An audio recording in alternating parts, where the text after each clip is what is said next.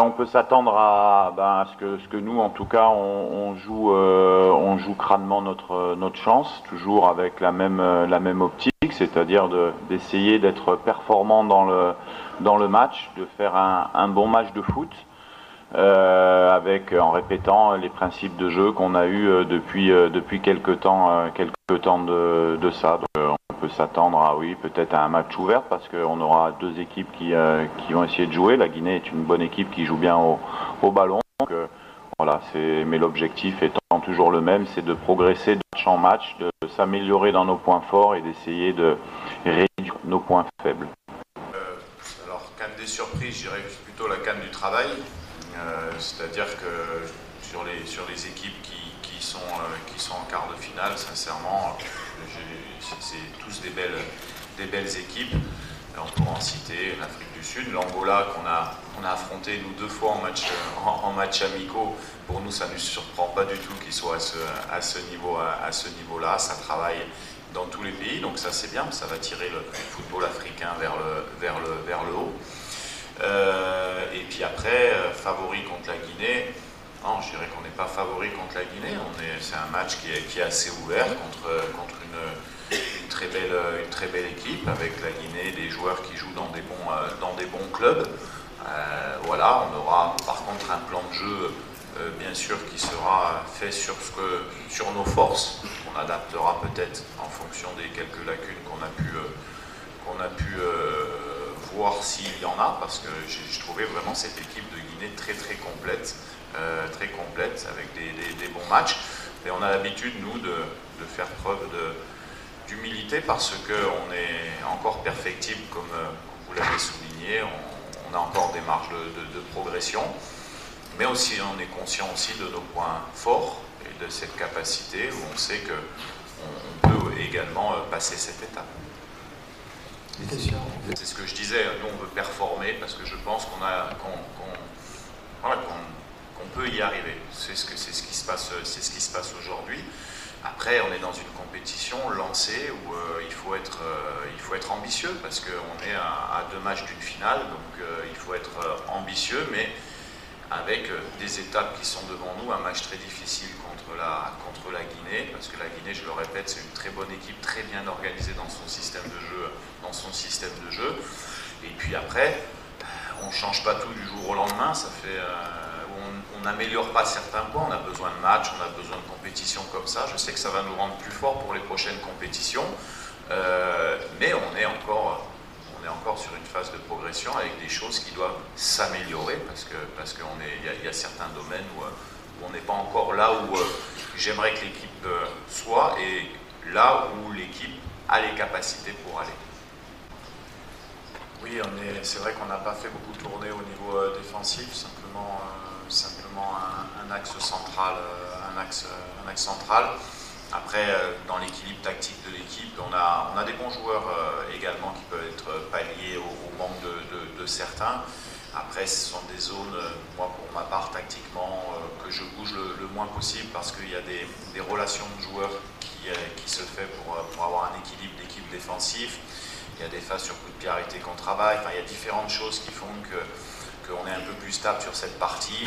Et c'est généralement des joueurs qui font également la totalité des matchs. Donc on a une base, et puis la réalité c'est que depuis quelques temps quand même on prend peu de buts dans le jeu, puisqu'on a pris au Soudan, qu'on en avait pris un, c'était un coup de pied arrêté. Contre le Maroc, c'est du coup de pied arrêté. Contre l'Égypte, c'est un penalty, et puis on a une erreur sur la Zambie. Donc on a un certain équilibre, c'est vrai. Je pense qu'il fait un peu notre force aussi en termes de confiance, et on le bouge peu, mais je sais que si, à l'image du match, des derniers matchs de compétition, des compétitions en Coupe du Monde, on avait Joris Kayembe qui avait pallié Arthur Masuaku de très belle manière. Donc après on a plusieurs possibilités, mais là c'est vrai que sur cette canne c'est assez stable. Nous on est arrivé en quart de finale, on va dire en ayant 2 jours de récupération entre le 2e et le 3e match, avec un déplacement à Korogo. On n'avait eu que 2 jours de récupération. Et puis après, on a enchaîné l'Égypte avec 3 jours de récupération quand les autres en ont eu 5. Donc là, on a 4 jours de récupération entre les 8e et les quarts, et ça nous a donné une bouffée d'oxygène dont on avait besoin. Et bon, on l'a vu à l'entraînement hier, on le sent dans le groupe, on n'aura pas de problème particulier, plus que l'adversaire en tout cas. Bien sûr qu'il faut enchaîner les matchs, mais c'est la même chose pour les deux équipes. On n'a pas d'excuses, les joueurs sont des pros. Là, je pense qu'on a bien récupéré sur ces 4 jours-là, ça nous a fait du bien. Et sur la victoire contre l'Égypte, pour récupérer quand même un peu plus vite aussi quand on gagne les matchs. Deux choses. C'est bien de poser cette question, ça nous permet de répondre et de partager ça. Les systèmes de jeu, c'est pas ce que vous voyez sur le journal. C'est des animations, des animations perpétuelles dans les systèmes. C'est-à-dire qu'on défend d'une certaine manière, on peut attaquer d'une certaine manière, parce que nous, on attaque généralement à 3, donc on est souvent à 2 attaquants sur nos phases de lancement. Et puis dans certaines zones du terrain également, il se passe des choses. Ça, c'est tout ce que nous, en tant qu'entraîneurs, on a la compétence de mettre en place et de voir. C'est ce qui fait notre match tactique avec les autres coachs. On fera beaucoup à la vidéo, ainsi de suite.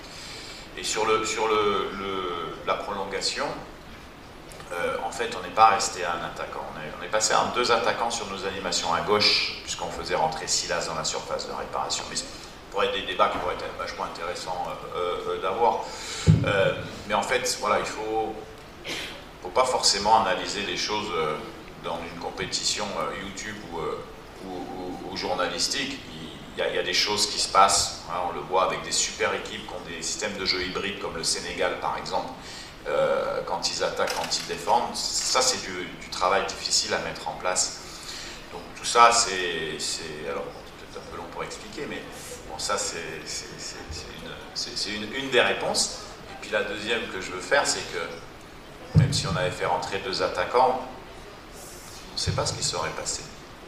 Il faut aussi avoir la lucidité quand on pose. Voilà, moi, je ne connais pas l'avenir, je ne peux pas lire dans le futur. Peut-être qu'on aurait fait rentrer 2 attaquants, on aurait peut-être perdu 4-0 dans les 5 dernières minutes contre l'Égypte, on ne sait pas. En tout cas, la réalité, c'est que quand on a fait les changements, on a gagné au pénalty, c'est ce qu'il faut retenir. Bon, non, mais je ne pense pas qu'il y ait plutôt de l'humilité avec ces compteurs. Je ne suis pas au courant de ce que vous dites. Bon, aujourd'hui, les statistiques, et la loi des nombres, elles sont faites pour être défaites. Hein. On l'a vu avec nous, avec l'Égypte, qu'on n'avait pas battu en Cannes depuis 50 ans. Voilà. Bah, bon, il faut se concentrer sur les forces et les faiblesses du moment. La Guinée, ça fait quelque temps qu'il y a quelque chose qui se passe dans cette équipe et elle le valide sur cette CAN et je pense qu'elle mérite de le valider sur cette CAN. Je connais bien la Guinée parce que j'avais longtemps Conté, le défenseur central, Ibrahima Conté dans mon équipe en France. Donc quand il partait en sélection, on voyait beaucoup de choses. Donc je connais bien cette équipe. Il faut louer le travail de Kaba et la discipline tactique, sincèrement, qu'il y a sur le terrain. C'est une des équipes qui a vraiment une organisation de jeu qui est de très haut niveau. Donc non, nous on sait qu'on a la capacité, si on fait un bon match, de l'emporter, comme on sait que la Guinée a ses chances aussi. C'est ça qui fait la beauté du match de demain. Mais rien qu'en regardant les joueurs qu'il y a sur le terrain du côté de la Guinée, bien sûr que chacun respecte ce qui a été fait. Et moi, en tant que coach, un peu plus, parce que pour les avoir scoutés, analysés et suivis, il y a vraiment un travail de fond qui a été fait, qui est franchement exceptionnel au niveau tactique. Hein. Merci. Ton last question. Notre consigne, c'est qu'il fasse ce qu'il sait faire depuis de longues années, c'est-à-dire d'être impactant sur la ligne offensive. Des fois, on l'est en marquant, on l'est en fatiguant, en créant des espaces pour ses partenaires. Le but contre la Zambie en est un grand exemple. C'est pas lui qui déclenche l'action, il n'y a pas de but. Hein. Donc, mais il avait fait ça contre la Mauritanie en Coupe du Monde, contre le Soudan. Cédric, je l'ai déjà dit, c'est une chance vraiment de l'avoir dans dans cette équipe. Après, on doit gérer aussi, c'est un peu sa condition, parce que c'est un joueur qui a peu de temps de jeu depuis quelques temps aussi.